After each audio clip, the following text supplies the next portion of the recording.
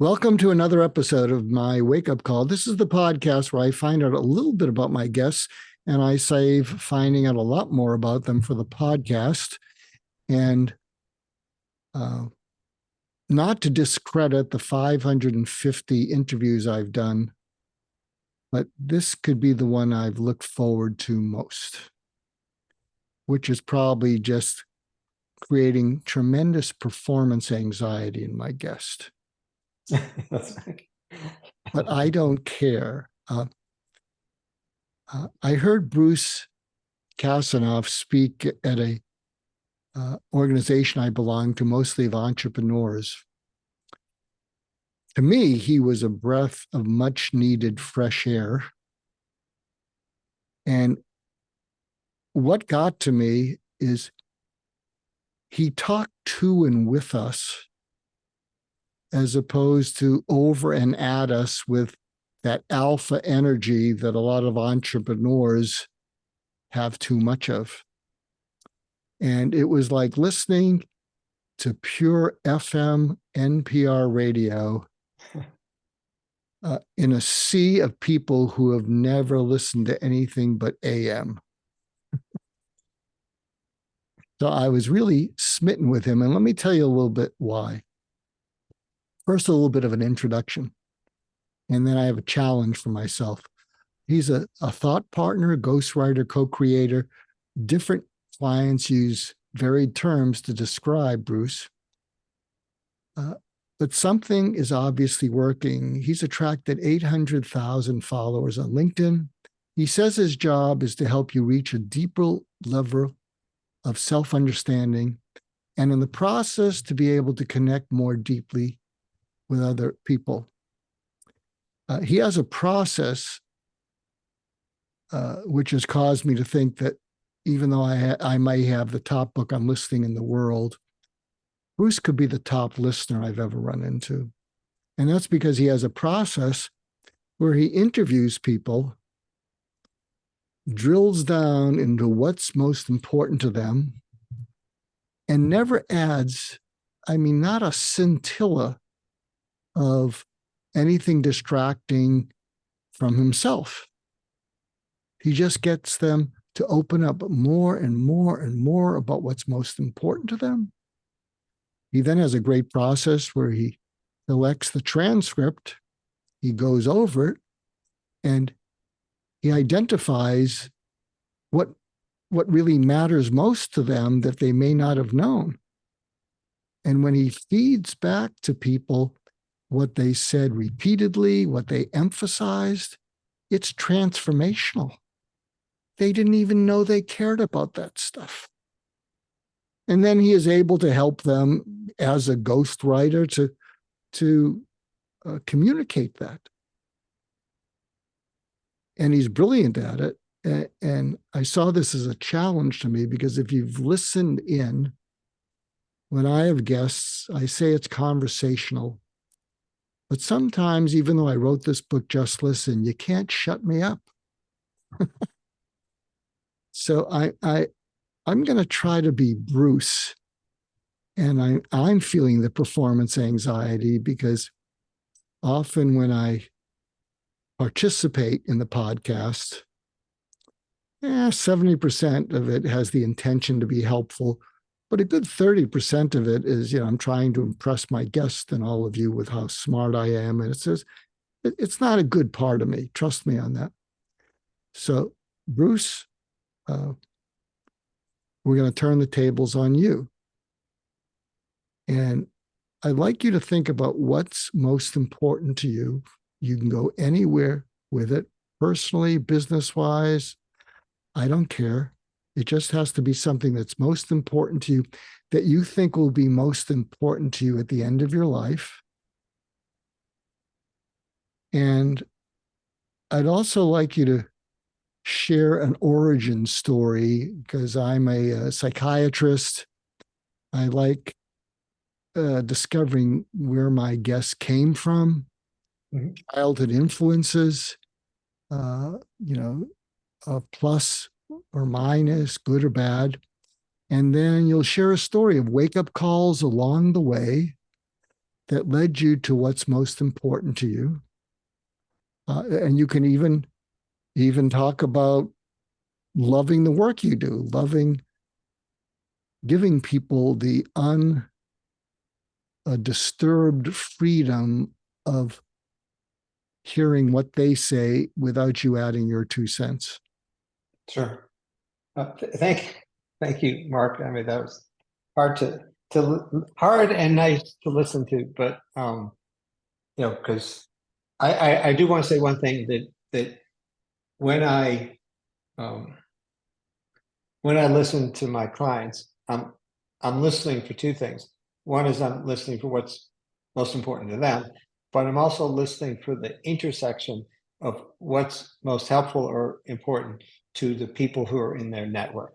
And it's the intersection. And I think that's one of the things that is the part that most people can't do, you and I included, that it's very difficult out of all the ideas and insights that we have or experiences to say, oh, I know what I care about, but I don't necessarily know where that intersection is, like, because a lot of times, we've all had the experience where I think, for example, I'll write an article under my own name and I think this is the smartest thing I've ever done, and nobody really cares. And then the thing that I was reluctant to publish, I only had 20 minutes to write, I had to press, and it gets a great response. And I hear all sorts of creative people say the same thing. Songwriters say, the song that's my biggest hit is crap, but that's what people like, and vice versa. My deepest song, nobody ever plays. They don't. So it's being somebody else listening to, the person describing what matters to them. Because I find, for example, if I talk to somebody for half an hour, I'm using like 2 minutes of whatever that 2-minute piece was, where they either had clarity or they had more passion, or there was that strong connection to what's helpful to other people. And a lot of times it's not at all what they think. It's the aside that, yeah, well, the way I kept going was this, and they're kind of embarrassed, for example, by that. So anyway, I just wanted to clarify. I can trace much more specifically than many people can a turning point in my life, and it was 30 seconds long. And so I'll tell you that first. So I was what you would call I was smart until 6th grade. And then I hated junior high and high school, which was the same school. So I stopped working, and I got bad grades. I went to the state, university, and there was a 2,000 seat theater that opened when I was a freshman, and they hired 60 of us for $2 an hour to hang curtains, and then said, if you want to keep working here, they had no stage crew, so you could become stage crew. So I did. And I used to do what anybody tell me. Take this cable, put it over there, take this light, put it over there. And so one day I'm standing on the stage waiting for somebody to tell me what to do. And this guy, Lou was the head of all backstage. And he came up to me and he said, if you had a bit of initiative, you could become a crew chief, which is, there were 2 students who were also backstage managers. And don't wait for me to tell you what to do or anybody else. Just look around and figure out what to do. And he walked away. And what I heard from that was, I could be a crew chief. That's all I heard was, you kidding me? Like, I could run the lights and I could be a stage manager. And to me, it was like magic. It was just probably the first thing in 6 years that had excited me, that, I could be in the magic world of theater and responsible. So I started having initiative, and I started, figuring out also, like, well, then how do you tell your peers what to do, and navigating that, which was a messy transition. I became a crew chief, I became a lighting designer, stage manager, all those things.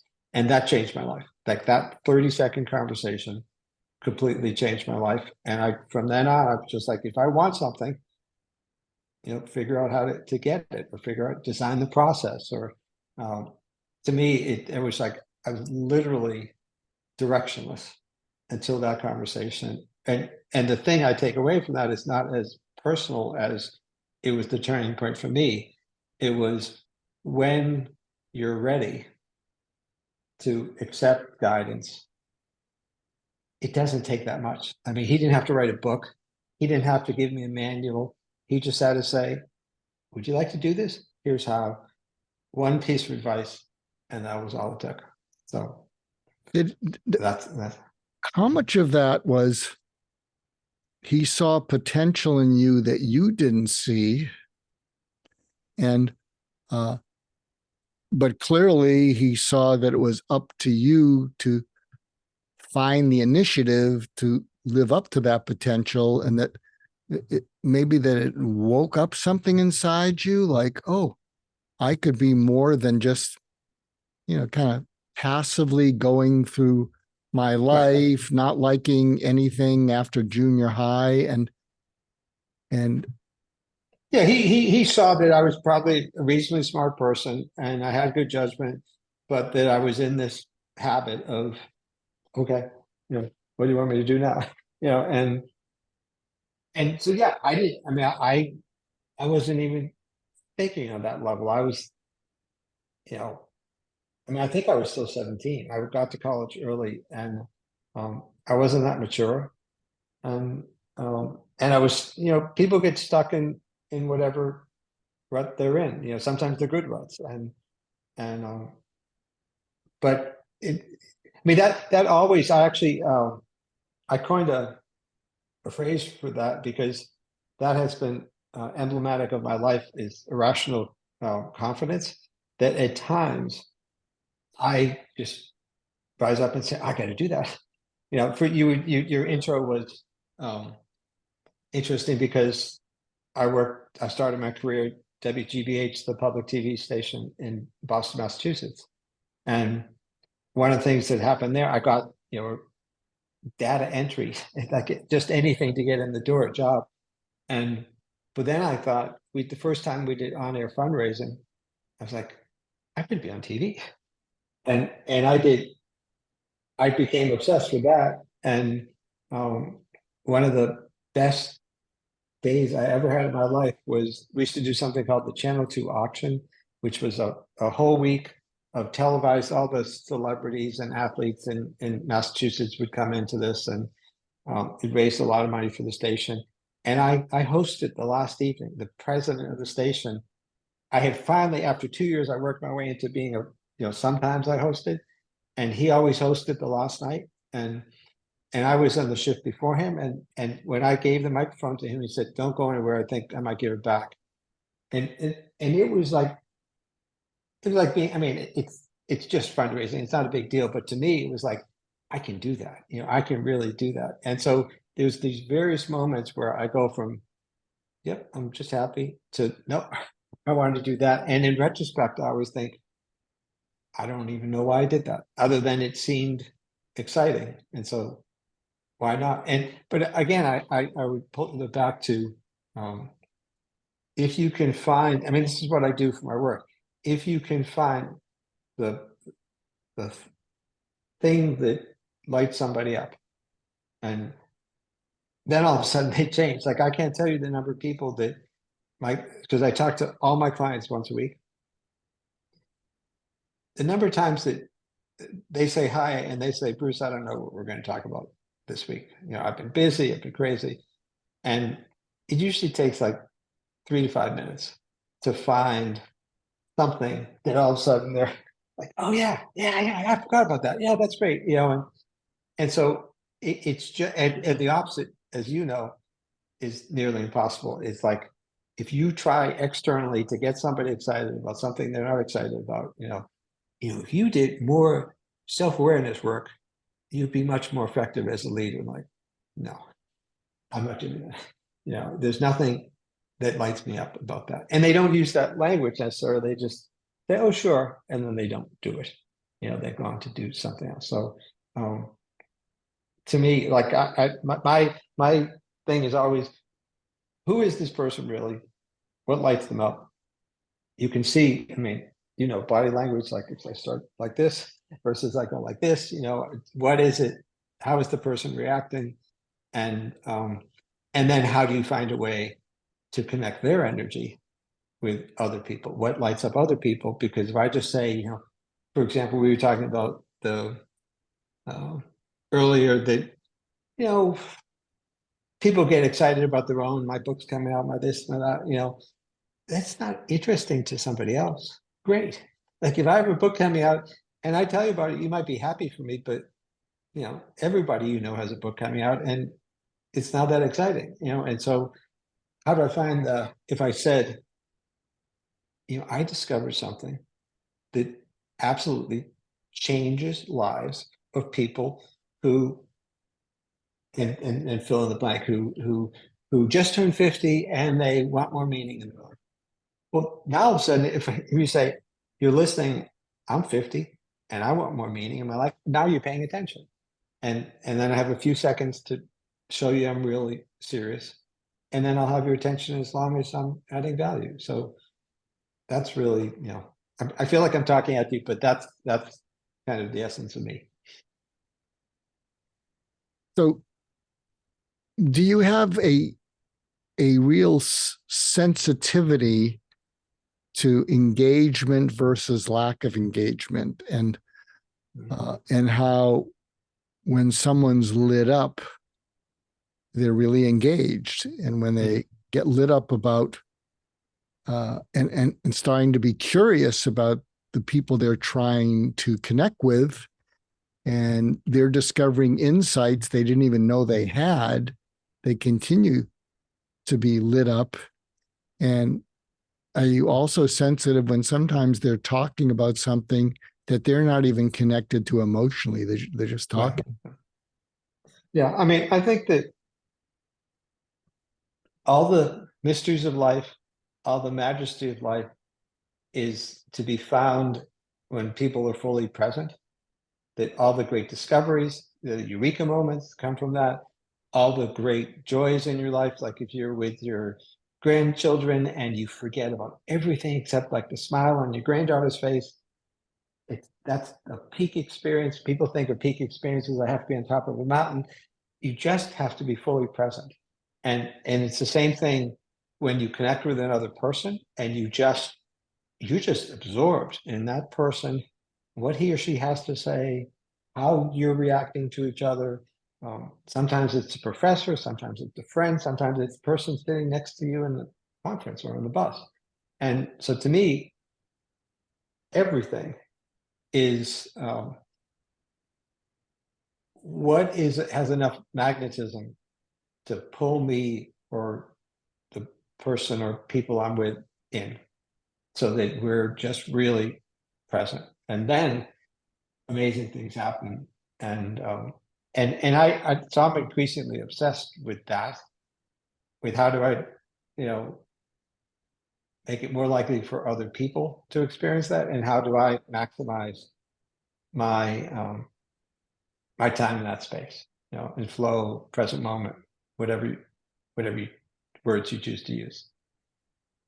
Well, it seems that you're fully present in your being at their service with your intentional curiosity and believe that they inherently have value in them, that just often needs the catalyst of your focused, enthusiastic interest and belief in them, and then it just sort of seems to come out.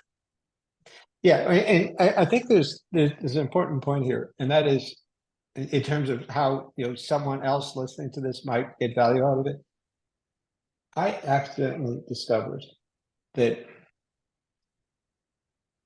if I can separate my roles as ghostwriter, co-creator, whatever you want to say, and Bruce. So, for example, I publish. You said in the intro, I have a lot of followers on LinkedIn. Those followers come to read what I have to say.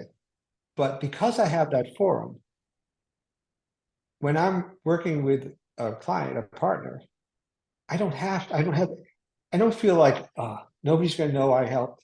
Nobody's going to hear my voice. I have plenty of time on my own to have my voice be heard. And by separating them, by saying, this is Bruce, this is Bruce's clients. Bruce's clients, 100% what the value they have. My job is to magnify their voice one at a time, each of their voices. Over here, Bruce gets to say whatever he feels like. And by having a clear delineation, you can, for example, if you try and tell me what to say, and like sometimes as you do, I get pitches from people where you write about me, where you interview, where you do this. I only do, under my name, I only do what fascinates me. I usually, I wake up at 5 or 6 in the morning on Tuesday. I publish my newsletter, Mountain Minute, on Tuesday morning. I wake up 5 or 6 in the morning. I kind of somehow know what I want to write about. And it's 100% me, and you can't tell me what to say. I'll write about other people, but only when I feel like it. But over here, I don't have any need to inject myself in. So for example, anyone who can set up a similar system that says, this is where I get, whether it's creative freedom, ego gratification, and by the way, I get all those things for my own stuff. Over here, I'm of service. I'm trying to be fully present for this one person and his or her, network, their extended relationships. Separating those two things is magic. I didn't invent it. I stumbled on it. It works amazingly well because I'm 100% content to I know that I made these people better. I know that I didn't influence them like I told them what to say, but I helped them reach a larger audience in a more significant way. Nobody knows. I actually get pleasure out of that part. Nobody knows that I helped.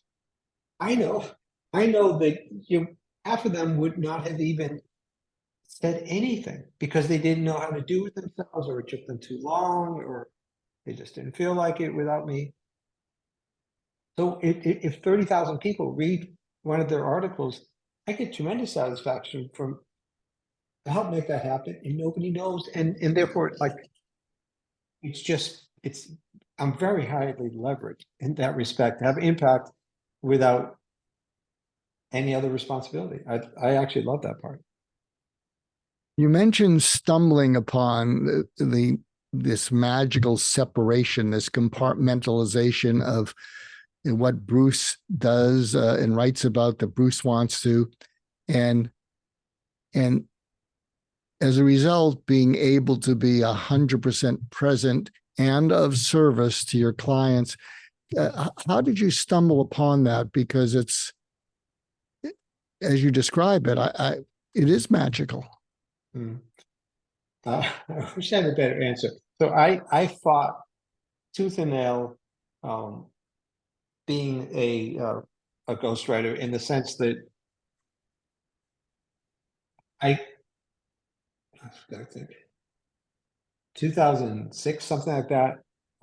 Russell Reynolds Associates called me up out of the blue because they knew I wrote my own book in 12 weeks, and they needed someone to write fast. And they said, if we connect you with 25 CEOs, 25 of the best CEOs in the country, well, actually in the world, will you interview them and turn it into a book? And I was like, wait, you're going to introduce me to 25 CEOs? Sure. Yeah. And then I went on about my business, kept working as a consultant. And then I became a LinkedIn influencer in 2012, when 100 of us could write on LinkedIn. And it said somewhere in my profile that I ghost wrote a book. And so for a year after other people started to publish on LinkedIn, I started getting inquiries about, do you want to help me? Help my CEO, whatever. And I said, no. I was like, no, I don't do that. I just did it once. And then I moved to Park City, Utah. And I'm a fanatic skier. And I thought, wait a minute, this could be a great life if I could interview someone go ski for an hour, come back. And so I started to try it, and I discovered I really enjoyed it. And I guess I almost immediately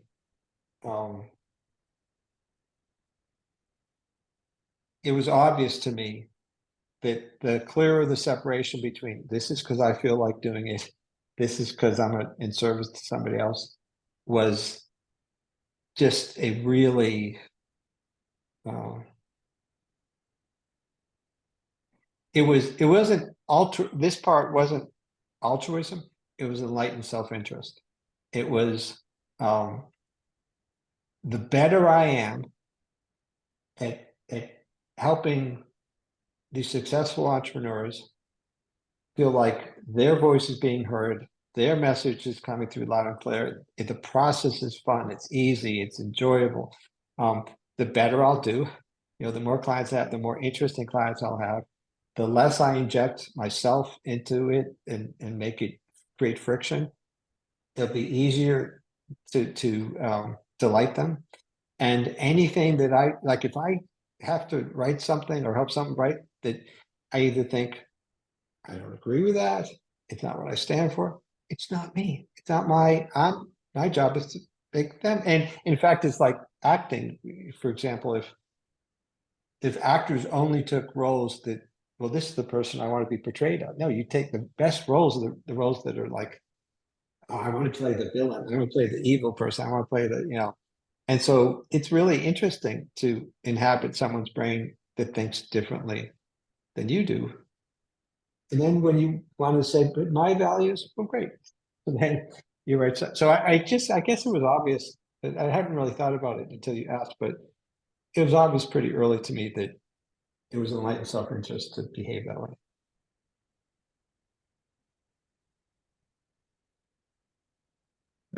That's truly fascinating about how separating them, the way you describe it, it makes so much sense. And to our listeners, if you're listening in, if you can try totally being of service to another person without injecting any of your biases, any of your thoughts, any of your beliefs, if you can totally be the best communicator of who they are and who they're trying to reach, it can, I think what I'm hearing from Bruce is it can then free you to go off and do stuff that's total self-interest. Well, the thing I would say is that it is a chicken or egg question, because you have to have in my experience, I had to have an outlet for me that enabled me to behave in a way that appears selfless and is enlightened self-interest. And so and that's, I think, the part that a lot of people skip, is that their primary responsibility doesn't give them enough of an individual outlet. This is why, for years, bringing out talent in other people fascinated me. And it's a very complicated subject, which is why I'm not known for it, because I never really puzzled it all the way out. But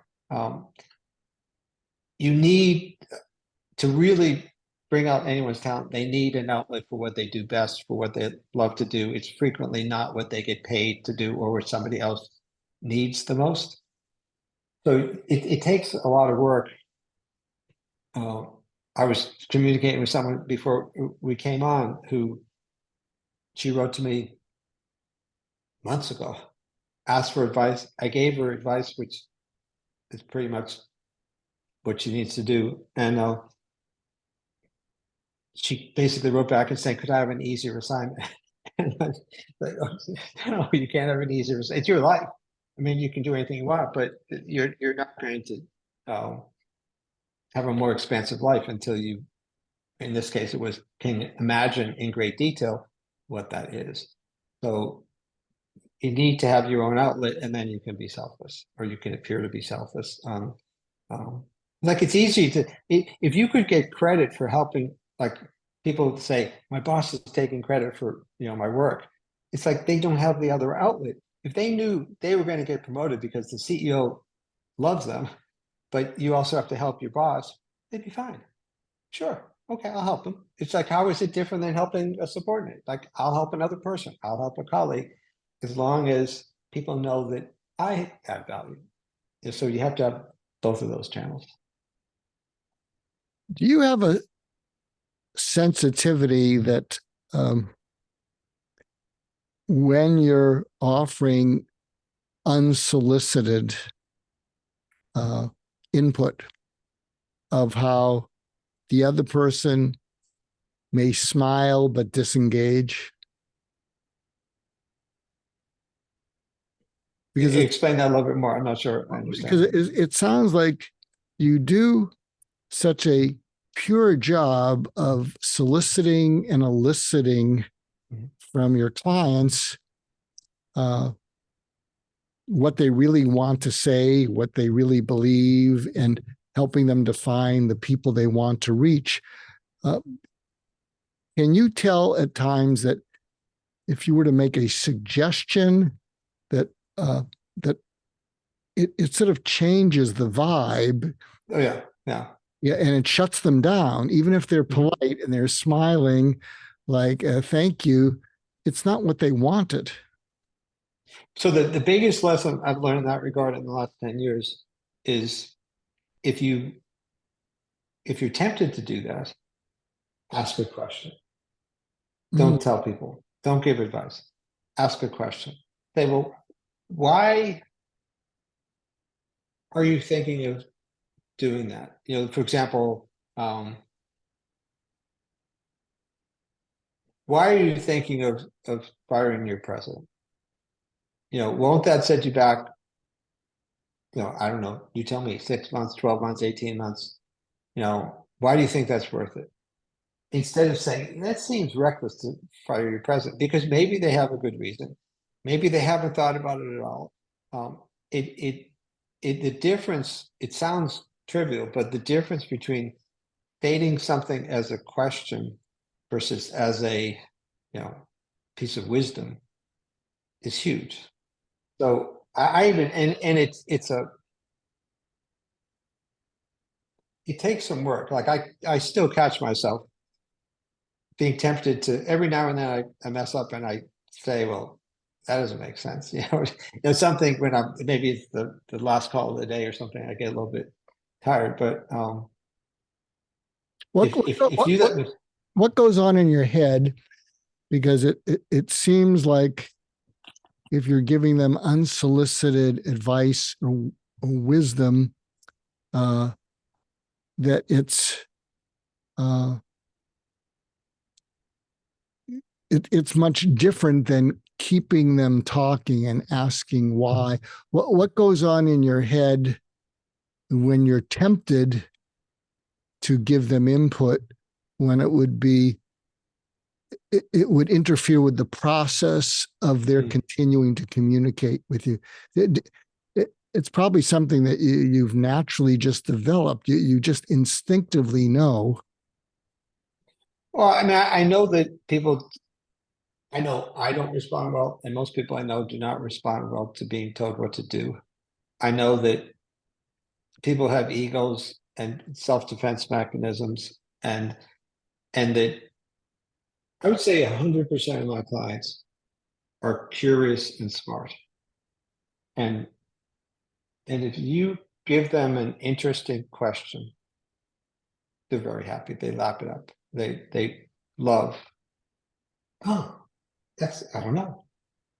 You know, like, I love it when somebody says, like, they pause. And you can tell they're actually, like, they were a little bit taken aback by the question. And they solve their own problem. You know, and my job isn't, see, the other thing to understand is that my standard is not to be helpful, to help them solve a problem. My standard is I need to be able to communicate what they feel even better than they could communicate it.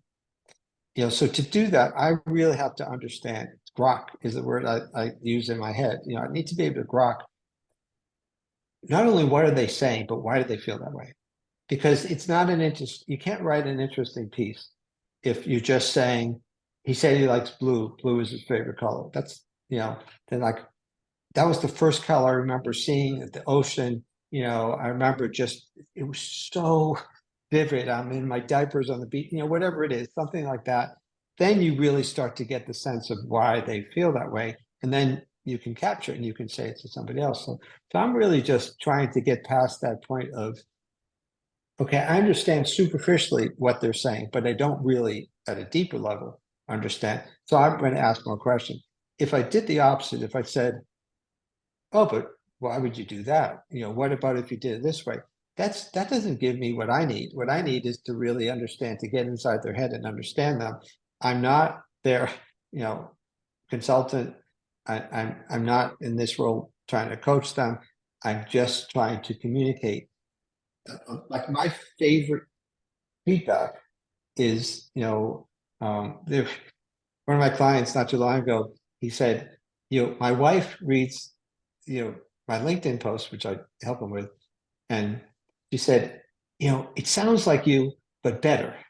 And that's my favorite feedback ever, because that's what I go for, is I want it to sound like you, but I want it to be a little bit better than if you did it yourself. So that's my only goal. I'm not helping you run your company. I'm helping you. So can you give an example of helping? You don't have to don't name names, but helping someone to sound better than how they're communicating is that come from a creative part of you, or you know, you're a writer, they're not primarily. You're ghost writing, you're helping them express themselves better, but is that just from practice or listening for, or you're just able to articulate what they're trying to say better than they're saying it? I think most people, myself included, when you speak about yourself, you don't edit enough. And you don't naturally you're not as relatable as other people need. So for me as a reader of any, you know, a client's piece, I need to be able to relate to you. I need to be able to find what is this overlap with anything I care about. And then I need to understand what, actually you had, I watched one of your videos before. You said relevant, clearer, concise, and doable by them. That was how you can connect with somebody. And all those things are true. And so I'm listening as a different person to try and say, that's what I need. And I don't need, you know, so in order to get that, I frequently go on this 8-minute conversation that loops and twists and turns or whatever. And then if I play it back, as you said on the transcript afterwards, I say, okay, all those pieces, it's relevant to my life, it's clear, concise, you know, I as a listener could do it. They were all there, but it took 8 minutes. And so I then take the other pieces out. So I think I'm less a writer than I am almost like one of those organizers who says, you know, okay, what's going to stop someone in their tracks? What's going to be a very clear statement of like almost like a benefit statement, and then just what I need to know. Just, you know, so if you do this twice a day, if you do sit-ups twice a day for 1 minute, you're gonna have this great posture.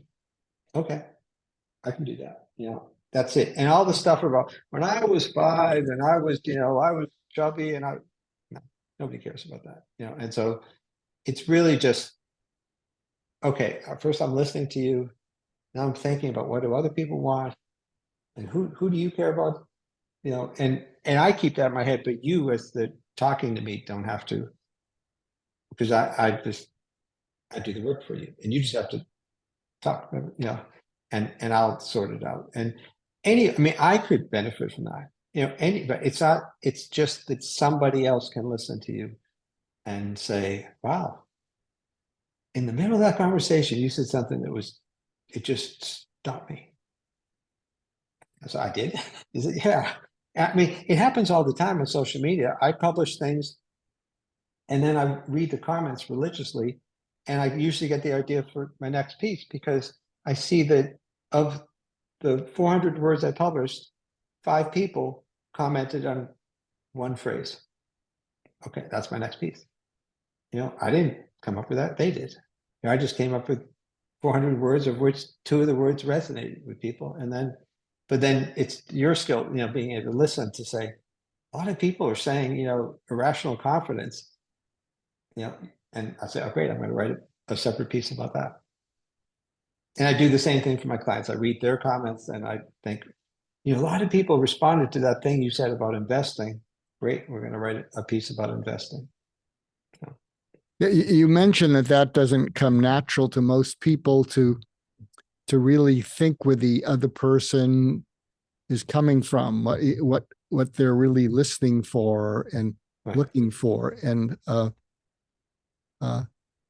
do your clients become better at that when when they learn that there's much more to communication than what they say? It's also getting a sense of how it's heard. Mm-hmm. And how it lands for people. Have clients told you that they become better at that? Yes, I think that clients use me often as, like, they'll start a conversation. Someone who's been with me for 1, 2, 3 years. Think, I know you're going to push back on this, but they know when they're going a bit long. They know when like, for example, there are a number of clients who will say, I know you're going to tell me we can only do one of these, but could we figure out a way to put both of these points into the story? And like 5 minutes into the conversation, they say, okay, never mind, let's just talk about this first one. So they do figure out a lot of the things that I'm doing. I mean, nothing I do is top secret, overly sophisticated, anything. It's just, think about it this way, that these are by and large entrepreneurs, a couple of coaches, a couple of consultants, but mostly entrepreneurs who they're really busy and they're really sort of time starved, oftentimes driven by adrenaline in terms of how their days go. It's not that they lack the capability to do this. They could spend 2.5 hours doing this, or they could spend 25 minutes with me, and and I would say that regardless of whether you do this with me or your brother or your best friend or your neighbor, it's a profound practice to stop once a week and tell another human being what matters most to you in such detail that they could repeat it back and have you say, yeah, that's exactly right. Because it doesn't, first of all, you have to pay attention to your own state. What do I want to, how do I want to answer what matters most to me? And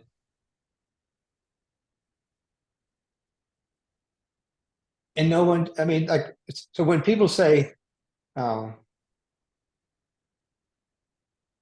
answer the question, am I self-aware? As well as I do, 85% of people say they're self-aware, 10 or 15% of people really are. You on the event, we were on together, was it last week, 2 weeks ago? I lose track of time. 2 weeks ago. I had a little one question, they asked the one question survey. I said, are you self-aware? And basically hidden in there was, do you have a practice for maintaining your self-awareness? Because I basically feel if you don't have a system for being self-aware, you're not self-aware. End of story. Most people don't have a system. This is actually a system for being self-aware. Once a week, I talk about what matters most, and with a person who will ask me questions until he or she really understands what I'm saying. And many times, my clients discover, without my even saying anything, the conflicts and nonsense in their own belief system. Because when they try and explain it, they say, "Oh wait, I can hear that doesn't make sense." And they say, I don't say that. They say that. My classic example is my client who wanted to write a piece about why it was so important to live lean, with fewer possessions, whatnot. And he stopped halfway through and saying, "There's a problem." And I said, "What's the problem?" He said, "I have 7 boats." Okay, so why are you telling people to live these quiet lives? He said, "Okay, let's talk about that." And yeah, so I didn't come up with that. He came up with that. So You've been wonderful. And also, I want to thank you because I've done a better job listening with you than I think I ever have with any of my guests. see, and I didn't even do anything. You Uh, just put that in your own head. I didn't do anything. You put it in your own head that this is going to be my priority for this conversation. That's what I saw you do.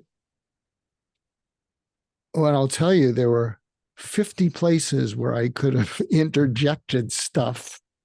And it was so clear to me that it would have been sort of ego driven, sort of unnecessary, distracting. And I just want to thank you. I'm going to watch this and hope I can continue the discipline of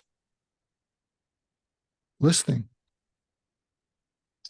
I'm pretty damn sure you can. So, I mean, out of all the people I know, you can certainly do it. Look, all these things. I mean, you have stated very eloquently in your opening and just now. Um, we all have tendencies. It's not, if I said to you, "Listen, don't say anything else. I'll give you $1 million at the end." You're gonna do exactly that. It's not that you can't do it. It's just that, as you said, sometimes, wait a minute, this is my chance to have this insight from, 5 years ago when I was in, Croatia and I learned this, and your ego steps up and you say, I mean, I do things like that. The thing is that it's like where we were talking about my thing, just my clients. It's if you can separate the channel, say, this is not the time for my ego. This is the time for, I'm going to make the other person shine. And I mean, that's why I think you said, did you have Larry King on? Did I make that up? And I had him on, yes. Okay. He is phenomenal talent to make the other person look fascinating. Fascinating. How do you make anyone seem like they're so engaging, they're upbeat? That's his skill. It's like somewhere along the line, he decided, I'm good at that. That's what I'm going to do. If he tried to be the best entertainer in the world, he would have failed. Well, something he did that I think you also do is he would listen to his guests from the point of view of his audience. He knew exactly what his audience wanted to hear, and he would ask questions that were kind of hidden in plain sight things in a non-judgmental way. He would people felt comfortable with him because he never hit people with a gotcha. Right, right. And, Yeah, which I think it's creating. He created amazingly on national television. He created a safe space for people. That's really good insight, actually. yeah. So where can people find out more about you and what you're about? My website is kasanoff.com, Kasanoff.com. You can link to I have tons of content there, books, LinkedIn. That's the easiest place to go. And if you've been listening in, listen to this episode again, not just to recognize that I did a better job of listening.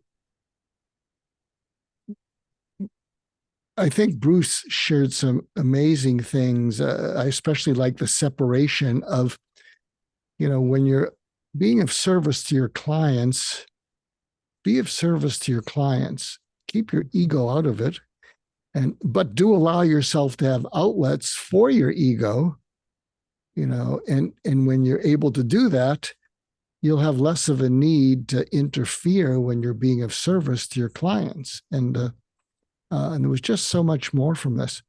So Bruce, thank you. It's been a real education and a pleasure, and your clients are lucky.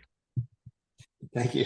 You've been very kind. I really have enjoyed talking to you, and thank you so much for the invitation to come spend this time. I've learned as well. Actually, you never know what you do until somebody asks you, what do you do? So thank you very much, Mark.